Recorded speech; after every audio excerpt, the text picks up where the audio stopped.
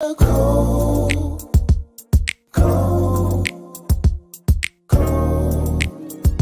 Conversations with Nicole. Let's talk about it.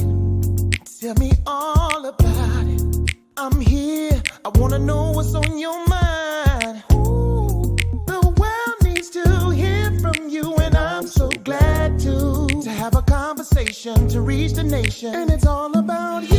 We'll help each other to discover innovative ways to positively change the world. Let's talk about, let's talk about, yeah. Let's talk about conversations with Nicole.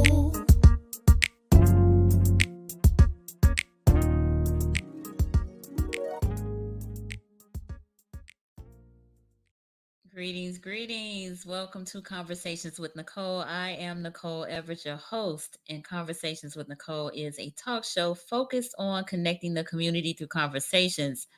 We are celebrating Wellness Wednesday. Wellness Wednesday. Yes, y'all. We already halfway through the week. Can you believe it? The first week of September is almost done. Listen, we're already on September 7th. The time just flies right on by. But at any rate, welcome. Hopefully you all had a great holiday weekend. We have been talking about suicide this week because September is Suicide Prevention Awareness Month. We are actually in National Suicide Prevention Week, with the 10th being Suicide Prevention Day. So, our topic tonight is on Black women, depression, and suicide. Black women, depression, and suicide. But before I bring on my lovely guest and tell you a little bit more about her, I want to hear from y'all. We are live on Facebook, on YouTube, and on the Greater Works Network on Roku TV. So tag a friend, let them know they need to be on here because we have got quite the conversation in store for you. So, I see y'all in the chat. I'm loving the energy. So, y'all let me know where you all are tuning in from by putting your city and state in the comments. We'll give you a shout out. So, I see you, Miss Lisa Love. Greetings. Good evening. And my cousin Denise. Denise be here, boy. I'm telling you, ever since we connected, she be right here, and I love it. Over there in Texas, we got authoress SWD. Thank you for being here. Greetings, Facebook user. And hey there, Dara, Chloe's mom. Please give Chloe my greetings. Give her a hug for me. I see you, Main Schuler from Monticello in the house. Thank you for being here. My mama, all the way from Miami, which I had a great time this weekend. Even though my Rattlers lost, I still had a good time with the family and friends. Listen, the Orange Blossom Classic is now officially homecoming Miami style. That's all I'm saying. So all y'all who missed it, but for those of you who were there, if you know, you know. Hey there, Tracy Golay. Good evening. Good evening. Thanks for being here. Mr. Ozzy Daniel, thank you for being here, Ozzy. He said just peeking in, LOL. Ozzy in Virginia Beach. We got Miss Jeanette in Miami Gardens. Thank you for being here. Y'all are in here tonight, boys. Stephanie Clark from Tally. We got Jasmine in here. Okay, Jasmine Richardson in Madison, Florida. Michael Love. Look, I love it. I'm loving this. Thank y'all again. Oh, and Queen Ebonice, thank you for being here. Appreciate you. All right. And Miss CPR nurse Sharina, thank you for being here as well. So she said good topic. So look, y'all are ready tonight. I love it. I love it. I love it. All right. And Miss Marion, thank you for being here. So, tonight's topic is a heavy one, but a good one, and one that we need to discuss. Y'all know I try to do a suicide show at least once a month. And when I talked to this sister right here and she shared her story, I was like, oh, yeah, we got to talk about this. We got to talk about it. So, Miss Zakeya Foster, Zakeya A. Foster, is from Miami, and she also is a Viking, just like myself. She attended Miami Norland Senior High School. All right, so a little bit about Zakeya, who is quite active on social media. I love her posts. They are so inspiring and she just keeps it real, real. So, Zakia is a former administrative assistant at Miami-Dade County Schools. In this role, she was responsible for providing and supervising secretarial administration and financial support services. She believes it was extremely important to exercise considerable independent initiative and judgment as it relates to the resolution of matters pertaining to daily operations. She earned her bachelor's degree in bachelor's of science degree in psychology from the University of Phoenix. She also spent years as an ordained pastor, where she was a source of counseling for troubled teens and young adults looking for answers. In 2012, Zakia was diagnosed with severe depression. With her faith in God and will to survive, she defeats the battle and continued to educate others of her journey with mental health. Believing that people were drawn to her because of her sincere nature, Zakia knew she wanted to do more and with her community. She created Girl Talk Global, a community of women dedicated to supporting each other through personal growth and development as well as professionally. Girl Talk Global offers support to all women through expressions of life, love, and freedom. I love that.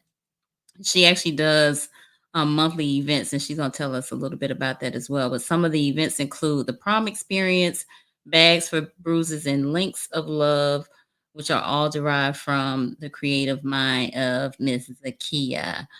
She has a daughter, Miss Nia Simone Harris, and she also has faced several challenges in her life, but they have built an inner strength, and you're gonna feel all of the strength and beauty of Miss Zakia. Again, I truly enjoy her energy. She's also an author, and she's gonna tell us about this book, "Just Let Me Live," which was published in 2017. So, y'all, help me welcome life coach Miss Zakia A. Foster. Look, who's that person you was just talking about? You, ma'am, you. Can't be.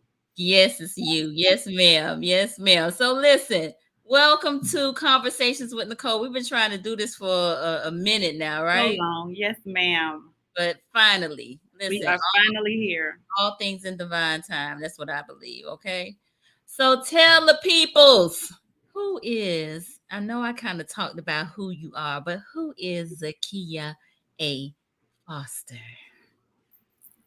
I'm just a girl from the hood. Don't that sound like the right thing to do? Mm-mm. I'm just I'm just me, born and raised. I have very, very strong family values. My grandmother was very instrumental in raising me to really just believe that I had a purpose. Very young, my grandmother would make us like just stand in the mirror and say things that eventually at some point in my life when I needed to refer back to those affirmations that I didn't realize were affirmations then, I just believed it. And my grandmother used to make me say, like I used to stand in the mirror and say, "You are somebody." Mm. So when times came for me to where I didn't feel like I was anybody, I would refer back to those moments where my grandmother made me believe I was somebody. And I just became honestly determined to make my grandmama proud. That's really the gist of a lot of what I do. Mm-hmm. She died a few years ago of cancer, and my grandmother was a visionary before being a visionary was popular. Mm-hmm. Now everybody's a visionary because we can be. We have social media, so we connect through the whole world. Right. But I can remember years ago driving by an abandoned car dealership, and my grandmother said, that looks like a really good school." And I would look at her like, "Girl, who got the money to make that a school?" Mm. But here we are today in a world where stuff like that is more possible than it was years ago when she thought it was possible. Mhm. Absolutely. And Well, so I can see how you. I can feel and sense her just through you talking about her and the impact that she's made on your life. yeah, She did. I mean, through so much of what I do, and of course, when she passed, it was just she. She's my rock, and so that's who I am. I am her granddaughter. Okay. I am her granddaughter. Um, I am very proud of my family values, and I hold on to them. And in today's world, Mm. that's valuable because a lot of my family values were just connecting with people, Yeah. loving people. Like there was not a stranger that walked in our house. If you walked in our house, you were family now. Mm. So Nice. that's rare today, but it's instilled in me and I cannot move away from it. And so I show up like that online. I show up like that in as when I teach, I show up that as a life coach. I show up that way in everything that I do. I don't know how to turn it off. All right. Well, we don't want you to turn it off. We don't want you to turn it off. All right. So, for those of you who may be new to this platform, this is an interactive live, which means we fully expect to engage with you this evening. So, put your comments, put your questions in the chat, and we will do our best to address them. So, Zakia, Hey, hey, let's black women, let's talk. depression and suicide. So let's talk. Black women. Black women don't get depressed, do they? Girl, that's what I thought. That really is what I thought. Like when I was diagnosed with depression, I was like, "What? What are we talking about? Depression? How? I'm a praying woman. I'm in church every Sunday, every Wednesday, every Friday, every Thursday. At Thursday, I was at choir rehearsal and dance rehearsal and all of that. I was there all day. My daughters today still laugh about how she said I used to make her be hungry. We used to get up so early to go to church, being there all day, and she didn't eat until 3 or 4 o'clock in the afternoon. Wow. We made, it's funny now, but we were in church all day on Sundays, and so Yes. how Yes. in the world did I get depressed? How? Like, how did this happen? I Yes. can pray. I can pray the roof down right now. If you say Zakia, I need prayer. I'm going into the holies of holies on you. Okay. How did I get depressed? That is the $1 million question. That is the $1 million question. So tell us. I did not deal with things. I covered it up through prayer, thinking I was just trying to be strong, and that's what I was doing because I was, saved, sanctified, filled with the Holy Ghost. I Mm. wasn't dealing with it. It just stuff kept building up and building up and building up and building up. I was acting like it wasn't there. When I was hurt, I act like I wasn't hurt. When I was traumatized from relational trauma, from Yeah. from backstabbing, from rejection, from all of that, from adultery, I act like it was okay because I was, a minister and I could pray and God was gonna take it away. And so after years of just dealing with stuff started, but when I wrote my book, I realized though it started when I was very young. Like that whole rejection thing, Mm-hmm. that was deep rooted. That was just deep rooted in me very early. Feeling unwanted, and so being very sensitive to being hurt, and it just really somebody, I call it religious schizophrenia. Listen, I need you to make that needs to be a real word. I don't know if it is or not, but it needs to be because that's a whole thing within itself. Mm-hmm. But just not really dealing with my mental space, covering up things. I'm being a strong one because again, I just told you about my grandmama, right? Mm-hmm. Amazing woman. Right. I come from a family of amazing women. I would never, I can never knock that, right? And so also the pressure of being amazing.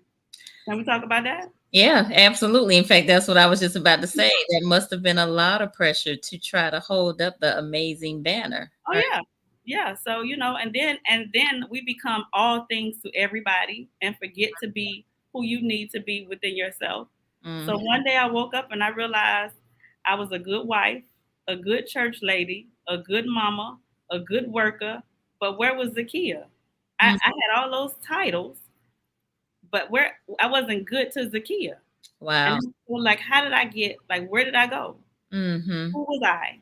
I had no identity. My identity was locked up in all my titles, all the people that needed me. So it just crashed one day, and I didn't even see it coming. I just didn't. Like I walked, I just it just happened. Well, I didn't see it coming because I didn't recognize it because we don't talk about mental health. So Exactly. I should say that the signs were there. The Mm. signs were there for years. Like it don't just happen. The signs were there for years. I slowly became somebody else. I can't even talk about the physical ailments I had. My body used to be hurting, and I didn't even know why. My lower back, I kept going to the doctor because I thought something was wrong with me. My lower back had a whole bunch of pain. My whole entire body was hurting. And Wow. the first time I had a panic attack, I didn't know what it was. I didn't had no clue. I ran to the doctor. They gave me some medicine for high blood pressure. Picture that. Wow. Wow. You Wow. know, so Wow. I'll never forget. I had all these medicines stacked up on my dresser, Mm-hmm. different things that I thought was happening to me because I kept going to the regular doctor. Right. And so finally, I'm gonna tell you how I even got to a therapist. So they're practicing medicine, right? Right. And so Yeah. they're just trying one drug after the other, or one. Right. It was because whatever I was telling them, at no point did it ever relate back to my mental health. At Mm, no point, I don't know if doctors and I don't know. I don't know. I don't know how that goes. That's probably the one conversation about this I've never really had. But at no point did they ever say go to somebody that might be mental. I right. just kept going because I was in pain. Mm-hmm. And it was just a lot going on. I just knew something was not right. I got to the point where I was like afraid to leave my house. I started losing my memory, Wow. and then not to mention the whole suicidal thoughts that start to come. I just knew I wasn't myself. I eventually just locked up in my room. My Mm, my job was failing. Like literally everything around me was failing. And mm. and that's pretty much how I got to the place like, who am I? Because Wow. I know I'm not really a failure. Like what's happening right now? So let me pause you there just for a moment because I want the audience to get involved in this conversation. So, and this is a safe space, okay? So I just definitely want to start by saying that. So if you can relate to the things that Zakia is sharing in terms of losing your identity in all of these roles and responsibilities that you have, being in pain and not really understanding where the pain is coming from, feeling the pressure of having to hold up the strong black woman banner because you come from a line of strong black women and that's the expectation. Just give us a thumbs up or a church finger or raise your hand and let us know in the comments. If you can relate to any aspect of what she just expressed, let us know. We want to hear from you. So, Zakia, Hmm. so where did you go? I mean, like you got lost in all of these roles, and I can definitely relate to that. Right. Um, I will say that when my son graduated from high school and I was here, by myself, That's when it started. I was like, So I that was know that who was I am. but the thing what's so crazy is we don't know that there's names for all of this stuff. I didn't know. Like that's when it started. When my daughter went away, I took my daughter to Tallahassee, Mhm. and I thought I was just missing her or whatever. But for like 5 days straight, I didn't get off my couch. Wow. But what happened, I was already dealing with some stuff already. Mhm. And so, but I didn't realize that because now I didn't have her to take care of, and now I had to face me. You Mhm. understand? And so I thought it was just me. I was like, girl, get yourself together, because I thought it was just like me missing her or whatever. But it was like that emptiness syndrome was kicking in. I was having to face myself because I was at the same time my marriage was failing. At the same time, I was going through things at the church and at my job. I was dealing with stuff, Wow. and so I didn't have all the. You know how we sometimes we cover it up by putting our all into everybody, but Mhm. then when none of that is there, you got to face your own demons. And Mhm. so when she wasn't around for me to be mama anymore, I had to then face myself. And when I started to face myself, I didn't recognize myself. And I was like, I don't know this. I don't know this person. So how did you come to the place where you, you know, said, okay, listen, it's not a physical thing. This is something mental. So, like I said, everything around me was failing. I still did not believe in therapists and all Mhm, of that mhm, stuff. mhm. I was trying to save my job. So I took myself, I signed myself up for employee assistance. Okay. So if anything ever came down, I was safe, right? Right. Because I was dealing with some stuff at my job too with my boss. I was dealing with some abuse, Right. and nobody knew that either. Mhm. And so I sent myself to employee assistant because I felt safe in no space I was in. Wow. And so because of that, when I went to employee assistance sent me to a therapist. So I went to a therapist as of just a formality to Mhm. cover my tracks because at the time, as you read in my bio, I Right. was administrative assistant. I was like the treasurer as well, Mhm. Mhm. and my things were not going well because if you know I'm not good mentally, I'm I got late deposits, It's not payroll got, affecting. Right. has mistakes in it, and Mhm. now I'm thinking if an auditor come, I'm in trouble. Mhm. So let me cover my tracks. Let me take myself to employee assistance. Employee assistance sent me to a therapist. I set up in a therapist just because they told me to. Mhm. Until one day I pulled in to work and I had a whole nervous breakdown. Mm.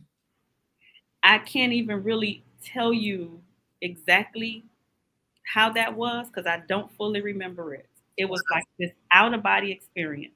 Mm. I had no control of my emotions, no control of myself. I was just screaming to the top of my lungs and just really just breaking down. And it was so bad, my principal almost had to Baker act me Mm. because I've always had great people around me. My principal got me off of the campus through my mother, through the way of my mother, who also was a teacher at the school I worked at. And then they Mhm. took me to my therapist. And my therapist, her exact words were this: I saw it coming, but had I told you that was going to happen, you would not have believed me. Mm. And she's absolutely right Mm. because I'm still that strong black praying woman who Mhm. I'm just going to see you because I'm trying to make sure I keep my job. Wow. But that is when I realized something was wrong for real because after that, I started to really lose my memory. Mhm. I can remember days looking at my daughter and not even knowing her name. I knew she was somebody, but I didn't know who she was. Mm. I remember being confused about how to get home. I would be driving and I looked up and I was lost. Wow. So this was like a really this was like a span of not just all at one time. I want to make sure I say that. Like this was like a very like imagine this tiptoe across the line, Mhm. tiptoe process, right? So you can't really you don't really know what's going on. I didn't know nothing about mental health. I knew nothing about any of this stuff. Mhm. So even now talking about it is odd to me. Now Mm. that I know so much about it, Mhm. my Mhm. mind, I'm like, girl, why didn't you know that? But back then, I And didn't know anything, and it was a slow dance. mhm. So you don't see it until you see it. Right. When I had that first panic attack, I didn't know it was a panic attack. I didn't know what it was. I didn't know what it was. That's Mhm. crazy. Yeah. So even every now and then when I'm talking myself and I think back to it and I say, now that I know, I said, oh, Mm. that's what that was. It was, yeah. So Ozzy, who's a clinician in Virginia Beach, he said that means your sleep was poor too. Oh my God, let me tell you something. Yes, thank you, Ozzy. Look, see, I love it because that was really probably how it started. Mhm. That was really how it started. And once I started to learn this stuff, like at first I started losing oh my God, I'm so glad he said it. Like I'm pretty sure like that's where it began. We don't understand how important sleep is. Mhm. Like this was years of no sleeping because I was going through things in my marriage. Right. So this was years of no sleeping. Mm. That's so important. I'm so glad he said that. So He's absolutely correct. has done two a part one and a part two on sleep. Don't sleep on sleep on the show. Let me tell you something. Mm, Let me tell you. Even now today, I'm so conscious about that. Like, of course, we still go through these sleepless nights when things that happen. You know, this pandemic, just right. people have lost their life. Just just life is lifing right now, right? And but at the same time, because I know how important sleep is, when I find myself not sleeping, I just have gotten very intentional. I have an Alexa. I tell Alexa, put on some sleep sounds. Hmm. I go take a really good shout. Like, I am so intentional about sleeping because I never want to put myself in that position again to where I am sleep deprived and my mental space is not where it needs to be. Hmm. Wow. That was really, really, really good. I'm Mm, so glad he said that. yeah, I am too. So some other folks are chiming in saying sleep is definitely where it starts. And Denise is saying her sleep is very poor. So we gotta get that Got sleep. to. Let me tell you, I had no idea. Like, I was just losing sleep because I was stressed out. Mm, I was having financial problems. I was having marital problems. It was just it was like trauma. People, one of my very close relatives had died, and this was like just no sleep at all.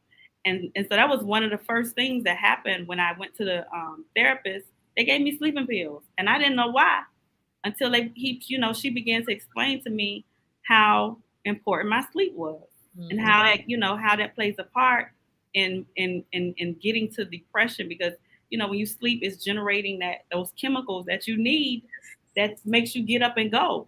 But if absolutely. you're not doing that, it's that was so good. I'm so glad he said that. So we got Commissioner Leon County Commissioner Nick Maddox on here talking about sleep.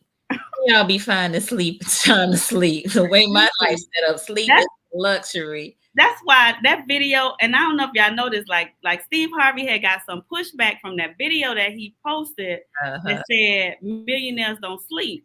Like, I Right. mean, I sit with that. I sit with that a lot. I sit with that a lot because I think that is such. I think it's so wrong to say that, right? Because sleep is so important, and I know because I'm a woman on a mission, and so sometimes I do stay up late, Yeah. but I also sometimes have to tell myself, girl, go to bed. Yeah. Like, this will be here when you wake up. And I said, and I look, I've had these conversations. I said, maybe that's why I ain't a millionaire no yet, because when I my mental space is important, I gotta go to sleep. Right. No, you listen, you need to go to sleep. I'm the same way. So you stepping on my toes too, Zakia, 'cause I call myself a early bird and a night owl, which means I get very little sleep. So Nick asking how many hours we get in. Listen, that's a whole nother show, sir. You're gonna have to go back to the replay for But so can the folks. what's good about that though? What's good about that though? I can say this, right? I'm probably definitely not doing no 8 hours of sleep. Yeah, But what me. I can tell you what has been so helpful to me, Hmm. even when I don't sleep as much as I want to sleep, Hmm. I definitely a morning routine. Hmm. Have no matter what time I go to sleep, Indeed. no matter what time I go to sleep, I definitely try to get my morning routine in. And so it's almost like a balance, right? Like, maybe you don't get all the sleep that you're supposed to get. Right. But then there are other healthy things that you can do to Hmm. make sure you stay on track, to make sure your mental space, to make sure you're mentally healthy. But you can't be doing everything unhealthy. So we should I guess we should clear that up. Like, even if you're not sleeping all those hours, Right. you gotta have some type of healthy, um, rejuvenating, Mhm. uh, uh, you know, So that's a takeaway, y'all. So yeah, usually we do the takeaways at the end, but that's a uh, takeaway already. Is that you need to have some type of regimen or some you type do. of You do, even if you're not getting all that sleep, you need some type of, like, even a make routine. sure you exercise and something. But Mhm. it can't be you just doing everything, nothing. You that Right. mm-mm. Right. So you have mentioned, because if you Google depression symptoms, Sleep problem is number one. Number one. So what about loss of appetite? I, Yeah. so Mm-hmm. initially when I first was diagnosed with depression, I lost weight. Mm-hmm. I'm gonna be honest with you. I wish I could have a You could, lack of appetite now. yeah. So it eventually for me was just the opposite, Mm-hmm. and so I became an emotional eater. Mm-hmm. Okay, got So for me, food became my happy place, it. and my honest to God truth is I still battle with that. Okay. And so I have to really decide when I'm really hungry Mm-hmm. or when I'm just trying to make myself feel better through food. And so that was one of the things that really has been my roller coaster ride that I've been working with my therapist with. I became an emotional eater because I felt like food made me feel good. Okay. So so one of the two, either you will lose appetite or you will be an Right. emotional eater. Yeah. And So then, mhm, initially, I lost my appetite when I was first diagnosed with depression. I became a skinny bones. mhm, I didn't even know what was going on. I mhm, lost my appetite. It was very in and out. Just nothing about me was the same. I wasn't going anywhere. You know, I'm a social person. mhm, I wasn't going. I didn't want to be around nobody. I didn't go to family events. I just altogether withdrew and slowly like nothing. I wasn't doing any like when I put myself into something, I put my whole self into it. mhm, And mhm, so I knew something was wrong because I was barely showing up. I was barely I'm gonna tell you, when I really knew something was wrong, and I don't talk about this a lot, I had a very, very good opportunity that I can't even I can't even really talk about what it was. mhm, I'm just going to say this. It was an opportunity to be amongst some really great people. And all I had to do was show up to every day. I was assisting somebody that does something magnificent in the community. And I couldn't get out of bed. And she came to me and she knew. She knew I told her what was happening. She knew and she was she was sympathetic and she tried to keep me on but I wasn't showing up and I wasn't calling and she came to me and she said, listen, I know what you're going through. She said, and I'm sympathetic to it. She said, but I'm going to have to let you go. And let me tell you, that thing was gut wrenching, guts, because it probably could have put me on a whole different path right now. It broke my heart. I cried for weeks. Still today, I think about it sometimes of the opportunity that I missed, and I just be like, wow. But I'm gonna tell you at the same time, that's mhm, probably the best thing that happened for me, mhm, because that's the moment I started to fight. mm, That is the moment I said, this thing will not break me. It will not kill me. It will mhm. not take my life away. Yes. Her putting her foot down and saying, I understand, Mm, but you cannot be a part of this. right. It was probably one of the like has she like babied me and let me just continue to be, Right. you know, I what and I understood because it's something major that Mhm, if I mhm. had messed it up, Yeah. it would have killed something really big. Right, right, right, right. And honestly, like a year later, I thanked her for that. I told her, I said that, you know, because I kept calling her back and I kept saying, can I come now? And she was like, no. She said no for the longest. And Mm, I said, that's the best no I ever had in my life. yeah. Yeah, yeah, yeah. All right. So those of you who are just joining us, I have Zakeya A. Foster, life coach, author, educator, inspiration on the line today. And we are talking about suicide, depression, and Black women. We are Black women. And we've been talking about the superwoman syndrome, how we have to be strong and, they're showing up for everybody and not ourselves oftentimes. Um, and so we've been talking about some of the signs of depression because Zakia was diagnosed with depression And so we've talked about sleep issues, loss of appetite or emotional eating, loss of concentration, lack of energy, problems with self image and confidence. Were you lacking confidence during that time? So I didn't know it. I Mm-hmm. didn't know it.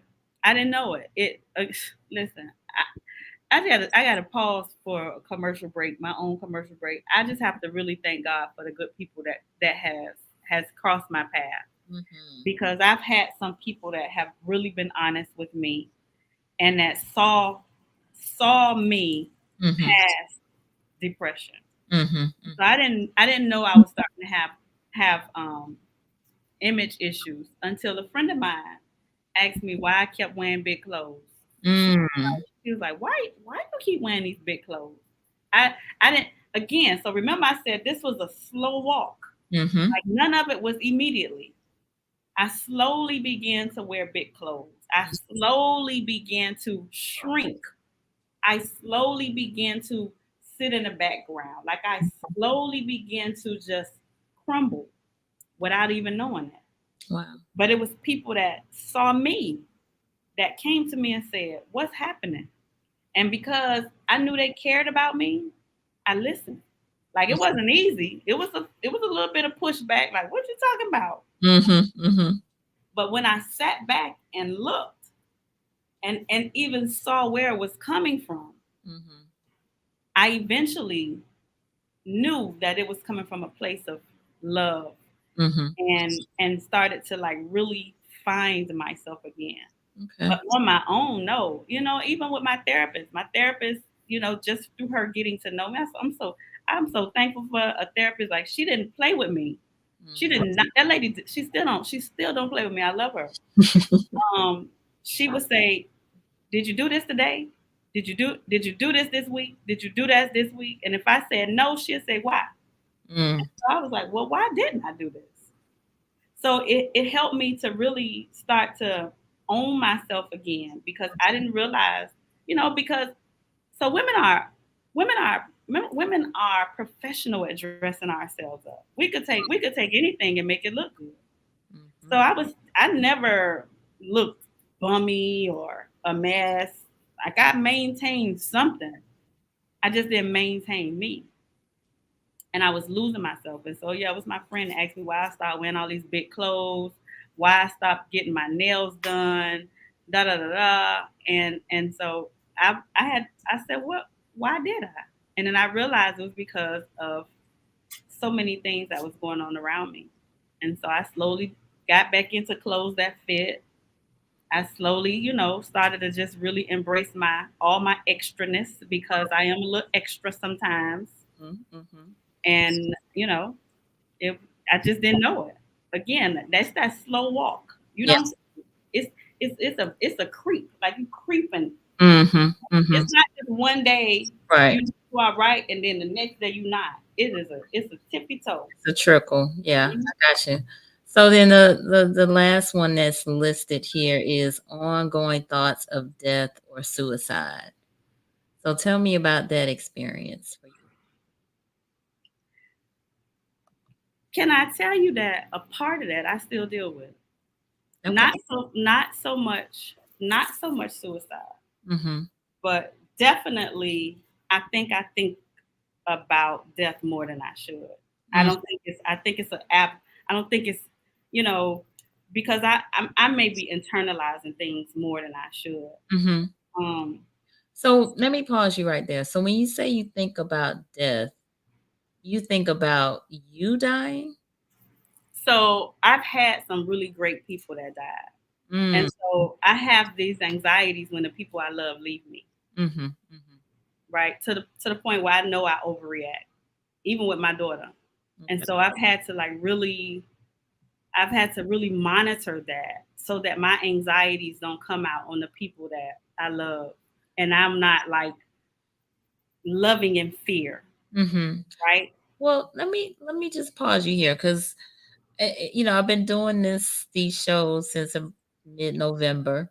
I've had a couple of people on talking about grief and how we don't really grieve like we should. Now that's true. And grief is not just the loss of someone through death. Grief is also dreams unrealized, relationships, that are no more. Um, Right. a loss of job, a loss of home. It could be any kind of loss, right? Right. And so, but we don't really give space to grieve Right. those No, things. you're right. We hold, like we got to get up and go to work the next day or take care of the children or whatever, right? So we got to Right. keep moving. We Right. don't, like, when do we like pause and be like, okay, I'm gonna just cry today because of these things that happened that I didn't cry about. Like, I know I am like the number one offender of that. Like, I'm serious. And so I have had to, like, because my whole thing is I ain't got time. I got stuff to do. I got people to meet. I got deals to do. I don't got time to be sitting around here feeling sorry for myself because of whatever. But what happens is that stuff just keeps piling up, piling up, piling up, and then something happens, and boom, it's like I can't control it. I need to go, like, separate myself and just go ahead and get my cry on and be good. So that's so true what you just said, and even like right now in the time that we're in, and so this has been my last. I'm sorry. Look, I'm in. Look, It's, it's, all I can say is 5-0. it's all right. It's okay. This is all good. This is So all good. so it's so funny you said that because I asked myself that question: when do we take the time to feel it? Mhm. And recently, not recent, but within the last when the last few years or so, Mm. it's for me, it's been one after the other. It Mhm. was one of my best friends. It was a friend of mine, great friend of mine, few great friend of mine. Like when I started talking about mental health, I built a community. Mhm. And I built a community of people who would just regularly call me and be like, "Hey, are you okay?" Mhm. So just and in that community, I had about 5 people to die back to back. Like I would be grieving one, and the next week I got a call that this one died, Wow. and all of this was COVID. And then the next week I got a call that this one died. The next week I got a call, and this was like back to back. Mhm. And you know I teach school, and Mhm. I went in my class and I told my kids, I said, listen, I'm gonna tell y'all something.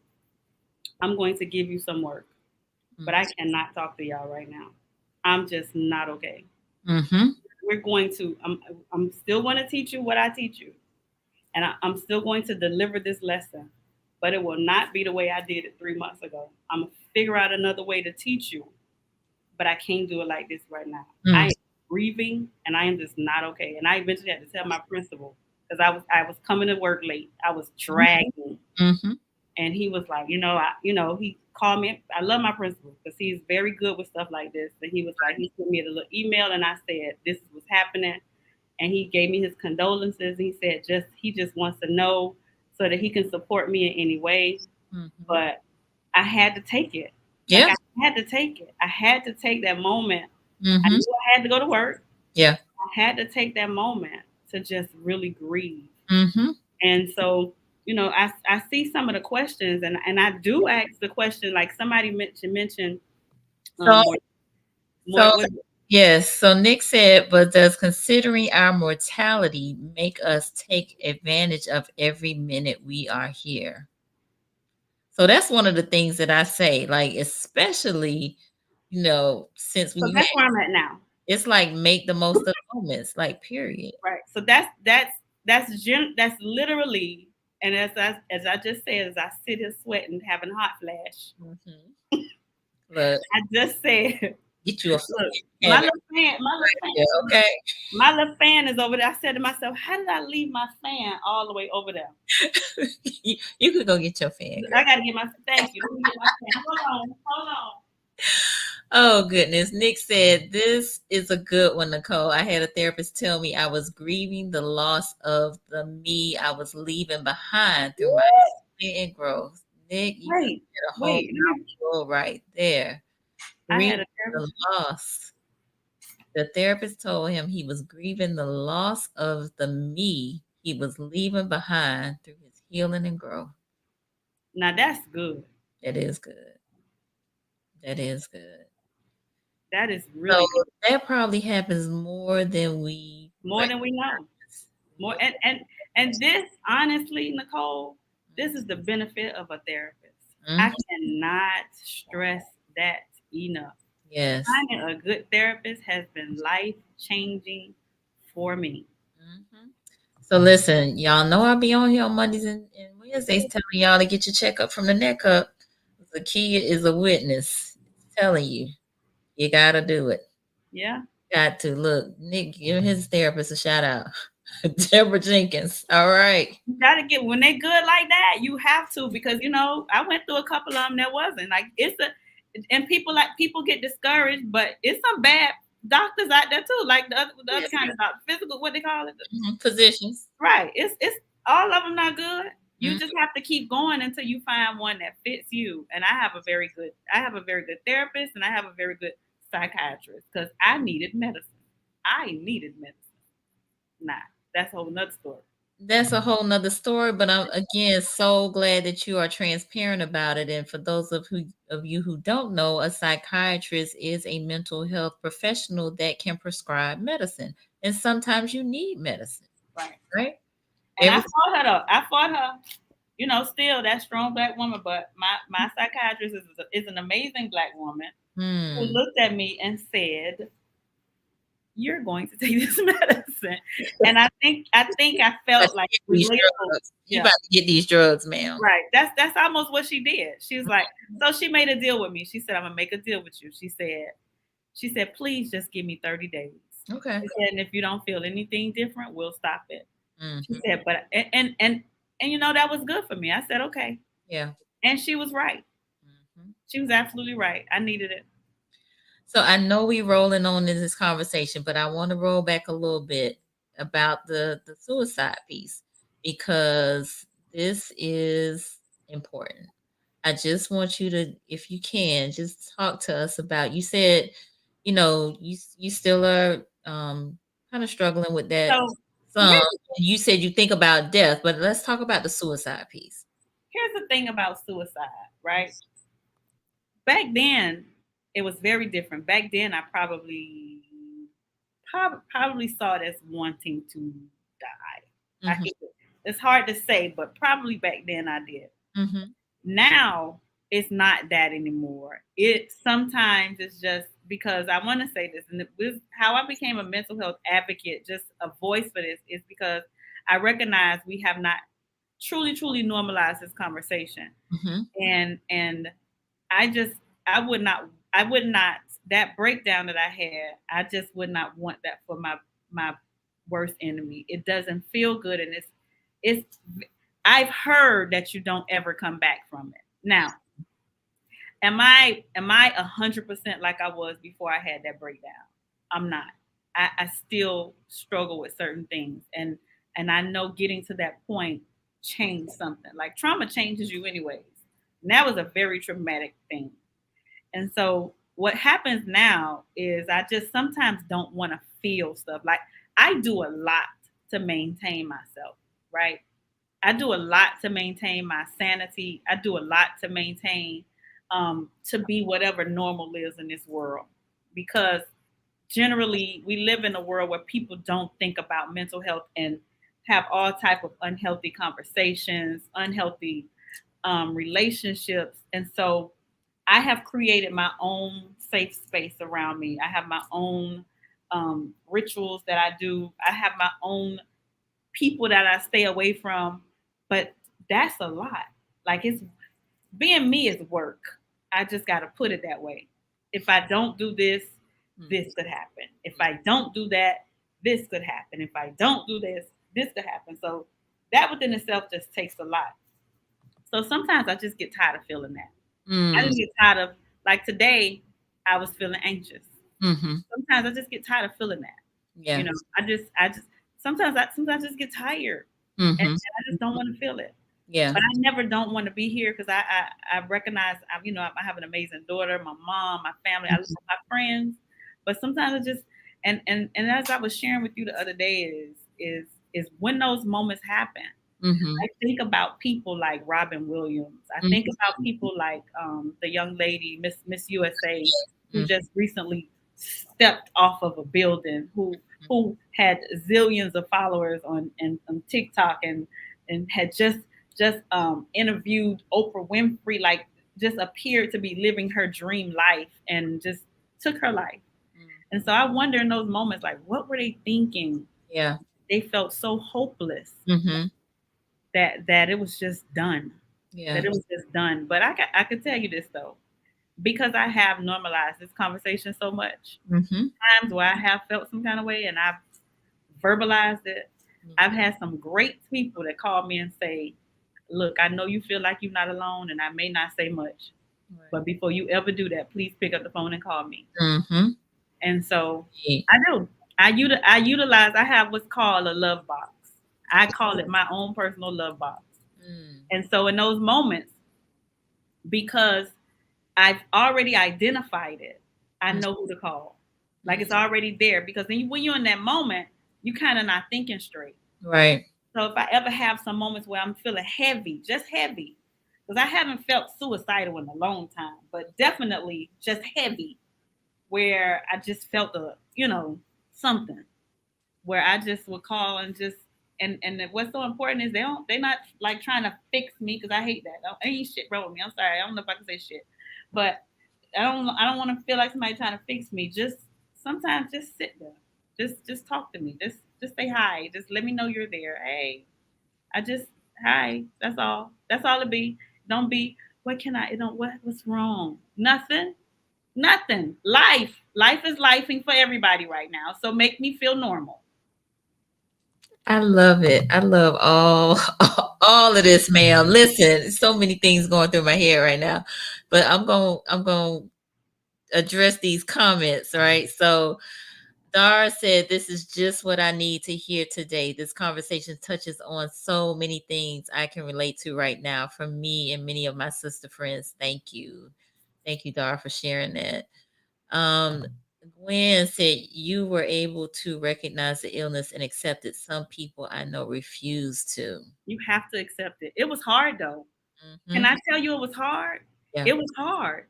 Can I be honest? Can I be very transparent? I didn't absolutely. accept it. I didn't really fully accept it probably until like a year, a really good year into therapy.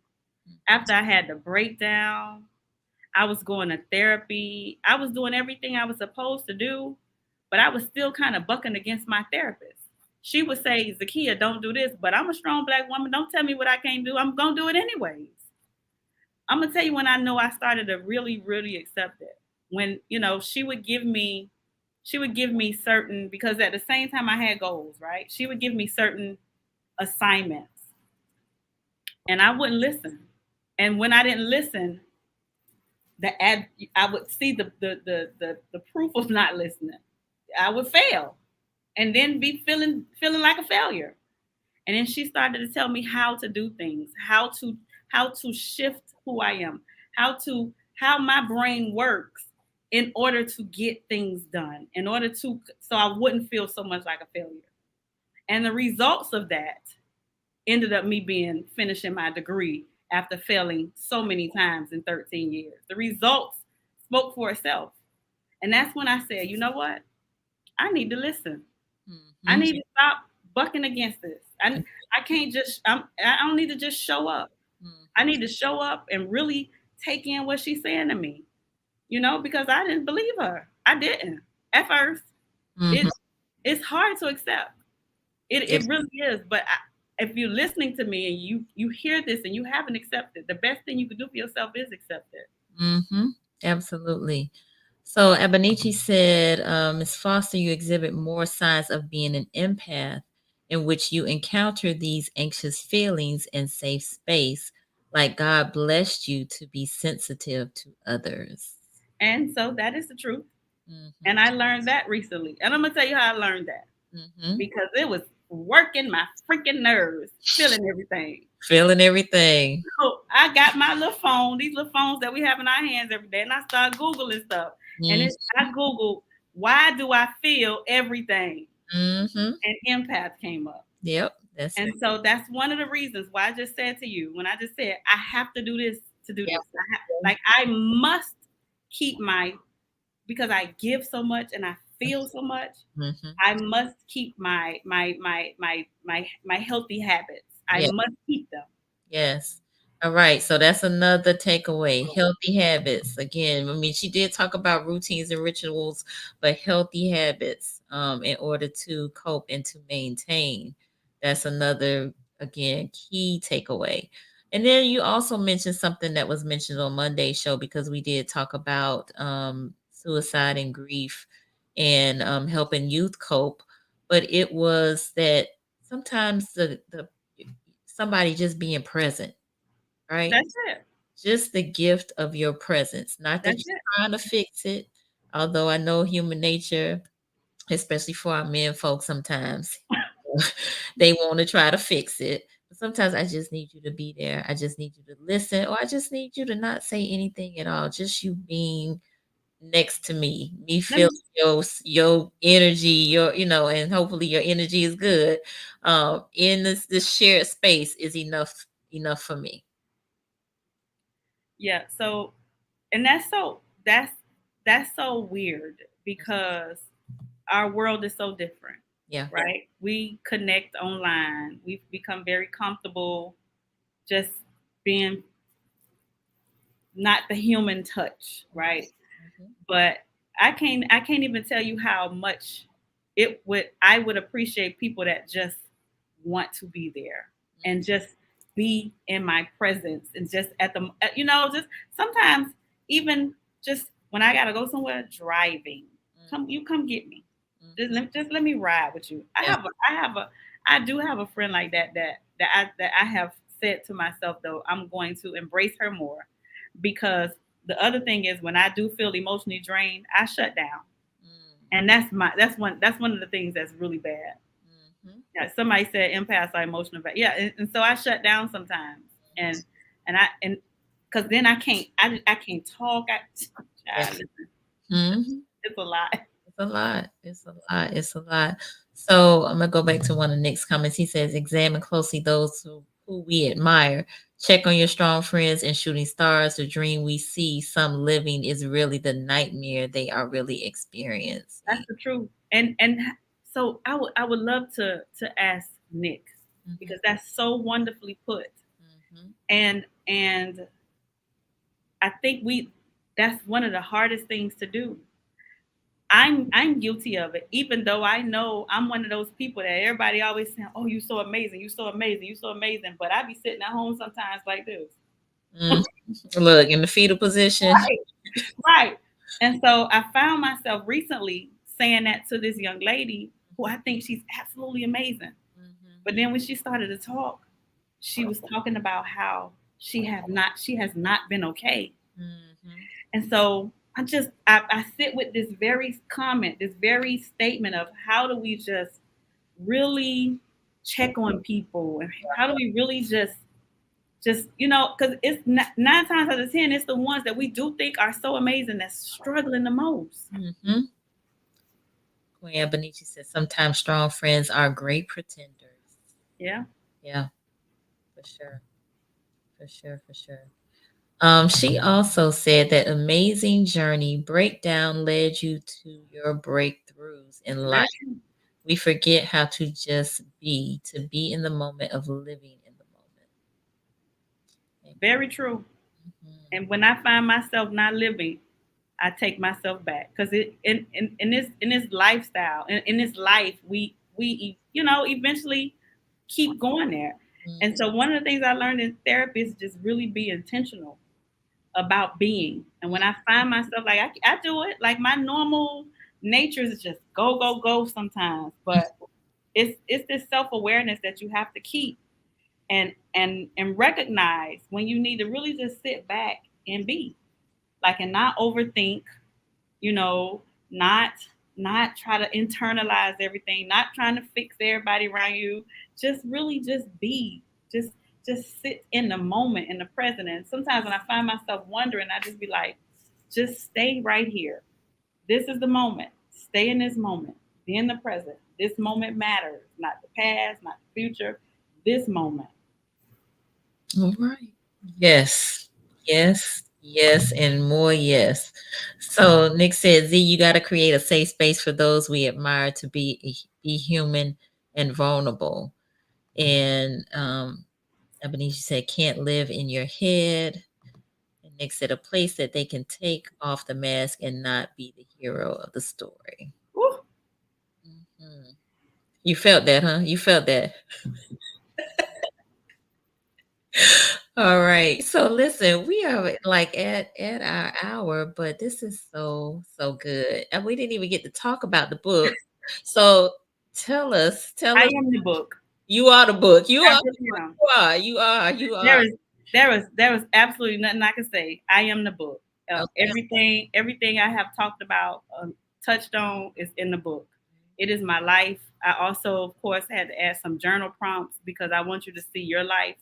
The book is really what it is. Just let me live Yes. and thrive, and really just live. Yes. Live. Wake up every day very grateful. Live your life. If it's something you want to do, go after it. Do it. Don't let nobody stop you. Don't let no isms, schisms, no diagnosis, none of that. Just go be you. Have fun. Do whatever it is. Don't like I tell people this all the time. When I first started doing TikTok, somebody told me, "Oh, you must be bored." No, I'm not. I'm having fun. I like dancing. Right. So she listen, Zakeya was a whole dancer. It still is. Look, I said was, but still is. They're coaching them little baby kids. Yes. Some of them was on here a few minutes ago. I don't know if they still on here, but some of my girls were on, and some of the other coaches. And shout out to them. Like I said, I just have to really be thankful because I do. I have a good tribe. Yeah. But can I be honest? I have a good tribe because I open my mouth, and I open my mouth and I talk. Indeed. To people. It's not always easy though. But Right. what I learned works for me is being me. That's what works. Yeah. So do you feel like you found you? I feel like it's a ever evolving thing because going into 50 in a couple of weeks, I feel like I'm going to be a whole different person. Yes. The year jubilee. I love it. It just and I have embraced every stage. Yeah. Indeed. Oh, this is good. This is good. So I'm gonna scroll all the way back to the beginning. We had a question, if I can still find it. It was around what would you tell the youth? Oh, somebody said, what would you tell the youth to empower them to be a better adult? Yes, that was it. Keep evolving. Keep evolving. Keep evolving. But today's youth is, and I tell them stuff all the time. Today's youth, I would tell them to move away from social media, right? Because what has helped me continue to be me is knowing me, knowing me from a child. Like I always say, the child in me saved me because there were some things I had to go back to that I knew I enjoyed that life tried to beat out of me.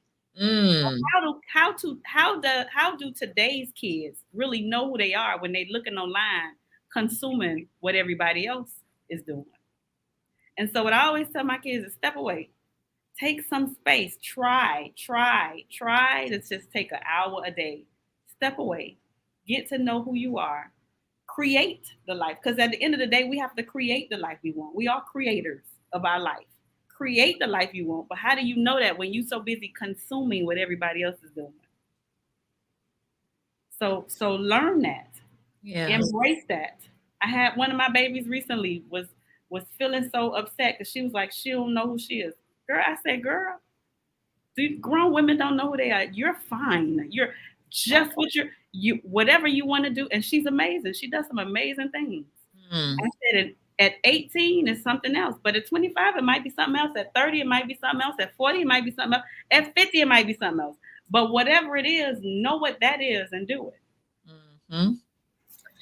Yeah, no, you said a lot there. I mean, that's one of the things that I encourage the young people to do. I strongly encourage them to be creative. I strongly encourage them to not spend so much screen time. We are creative beings. because they're becoming more of consumers. They're consuming more Yeah, than they're creating. not producers. Yeah, Right. for sure, for sure.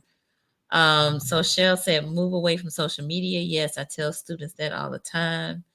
Uh, let's see. Patricia said, I have thoroughly enjoyed this discussion. Thank you for being transparent, Zakia. Thank you, Patricia.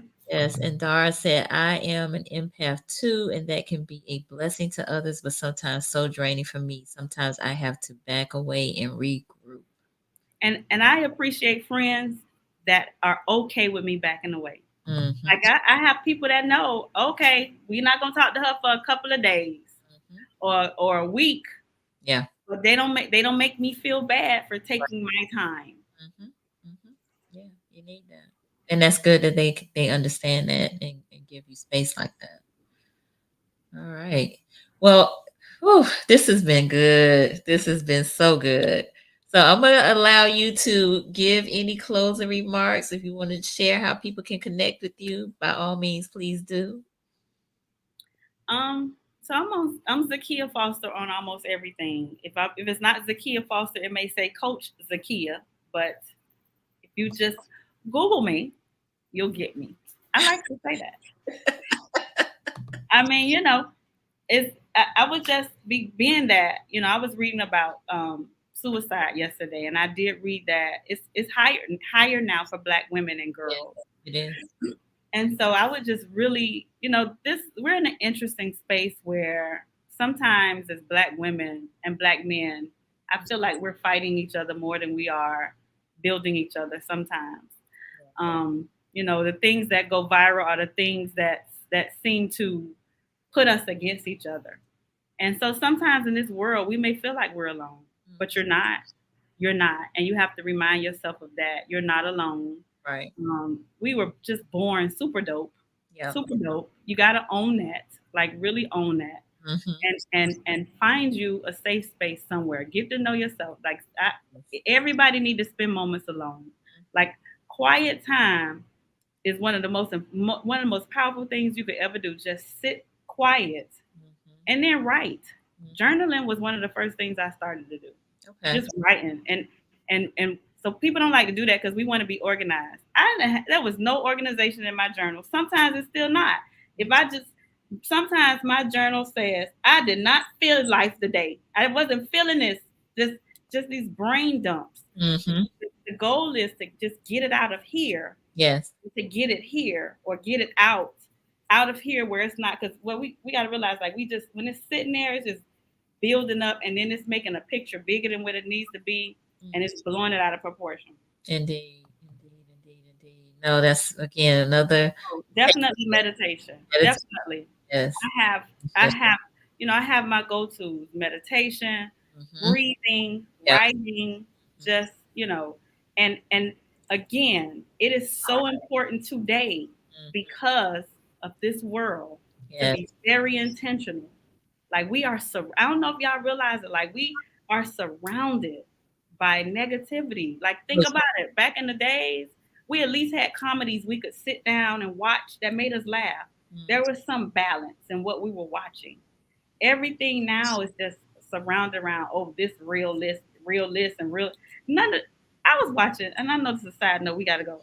I was watching Apollo the other day because I needed, so I wasn't feeling really good. I said, let me go find some comedies. Let me look at something that makes me feel good, right? That's me being intentional. Right. I was watching some, I was binge watching Apollo on Tubi, Tubby, whatever the name of it. Girl, and you remember that lady that used to be on the front row, hugging everybody?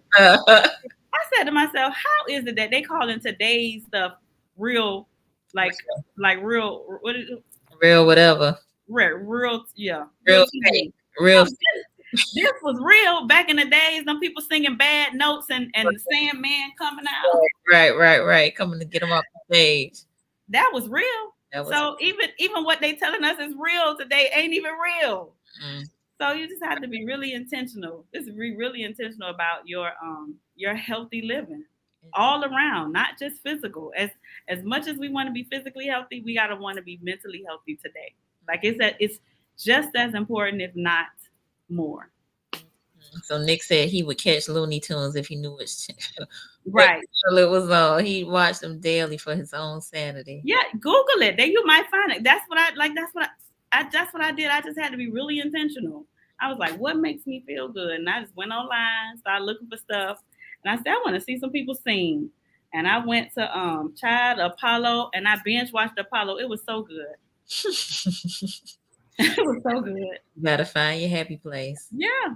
Find your happy place. So I do want to share the suicide prevention hotline number.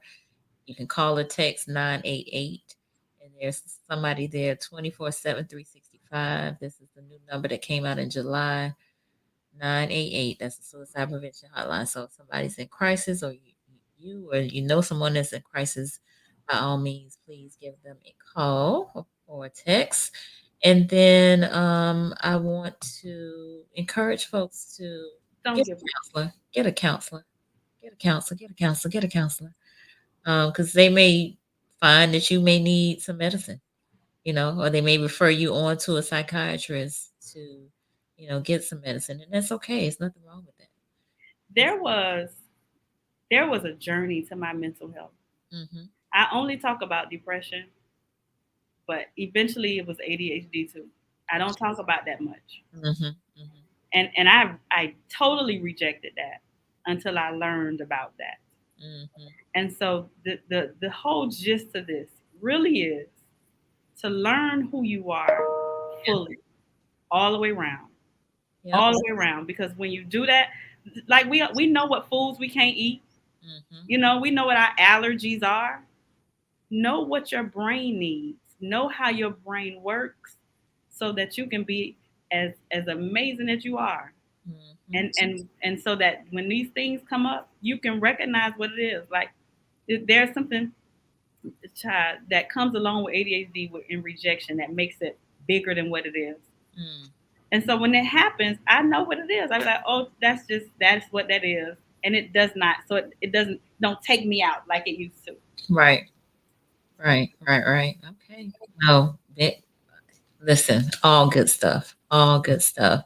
So I definitely want to invite those of you who are, again, new to the platform, new to the show, to subscribe to the Conversations with Nicole YouTube channel.